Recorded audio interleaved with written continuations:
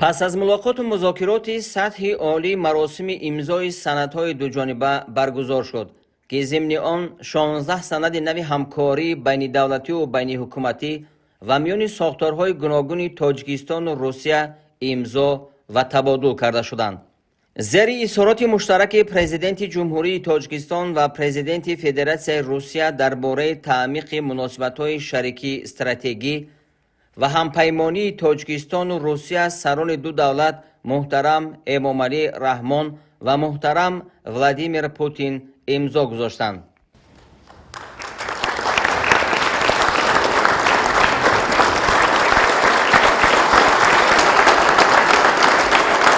پانزده سند دیگر اینهایند: نقشه چاره‌بینی‌ها اوید به افزایش حجم سودای متقابله میان جمهوری تاجیکستان و فدراسیون روسیه برای سالهای 2025-2030.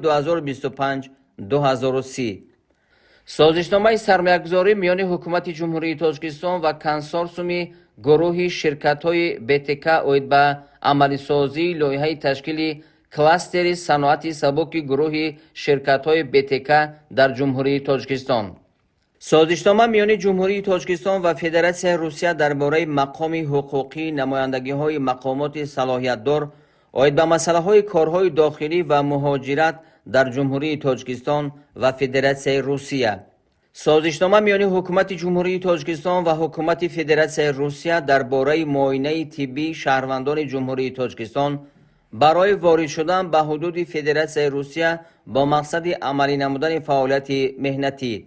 پروتکل درباره وارد نمودن تغییرات به سازشنامه میان حکومت جمهوری تاجیکستان و حکومت فدراسیون روسیه اوید به جلب متشکلانه شهروندان جمهوری تاجیکستان برای عملی نمودن فعالیت مهنتی موقتی در حدود فدراسیون روسیه از 17 اپریل سال 2019. سازشنامه درباره همکاری میان گواردیای ملی جمهوری تاجیکستان و خدمات فدرالی قشون‌های گواردیای ملی فدراسیون روسیه. سازشنامه میان کمیته دولتی اداره زمین و گردشی جمهوری تاجیکستان و خدمات فدرالی به قیدگیری دولتی کاداستر و خریطه سازی فدراسیون روسیه اوید به همکاری با مقصدهای رشد و غنی‌گردانیدن گیاپارتال انفراستراکچور معلومات فضایی دولت‌های اشتراکچی اتحاد دولت‌های مستقل. خریطه راه اوید به همکاری‌ها در سمت نقلیات برای سال‌های 2025-2030 میان وزارت نقلیات جمهوری تاجیکستان و وزارت نقلیات فدراسیون روسیه. یادداشت تفاهم در سمت مبارزه بر ضد وبا میان وزارت تندرستی و حفظ اجتماعی اهالی جمهوری تاجیکستان و خدمات فدرالی نظارت اوید به حفظ حقوق استعمال کنندگان و نیکوحوالی انسان فدراسیون روسیه. یادداشت تفاهم میان کمیته اوید به تحصیلات ابتدایی و میانه کسبی نزد حکومت جمهوری تاجیکستان و وزارت معارف فدراسیون روسیه اوید به همکاری در ساحه تحصیلات میانه کسبی، تعلیم کسبی داخلدار علاوگی و تعلیم کسبی.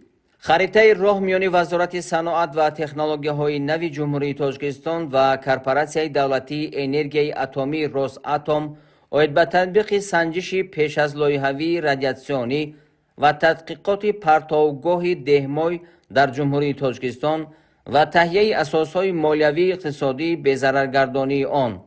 یادداشت تفاهم میان خدمات نظارت دولتی تندرستی و حفظ اجتماعی اهالی جمهوری تاجیکستان و خدمات فدرالی نظارت در ساحه تندرستی فدراسیون روسیه. یادداشت تفاهم میان خدمات علاقه نزد حکومت جمهوری تاجیکستان و خدمات فدرالی نظارت علاقه تکنولوژی‌های اطلاعاتی و کمونیکاسیون عمومی فدراسیون روسیه اوید به مسائل استفاده اسپکتر رادیو بسامت، مقاومت به پهنشوی اطلاعات و یا ذخیره‌های اطلاعاتی غیرقانونی در شبکه اینترنت، مقاومت به زنگ‌های قلابی هنگام رسانیدن خدمات رسانی‌های علاقه.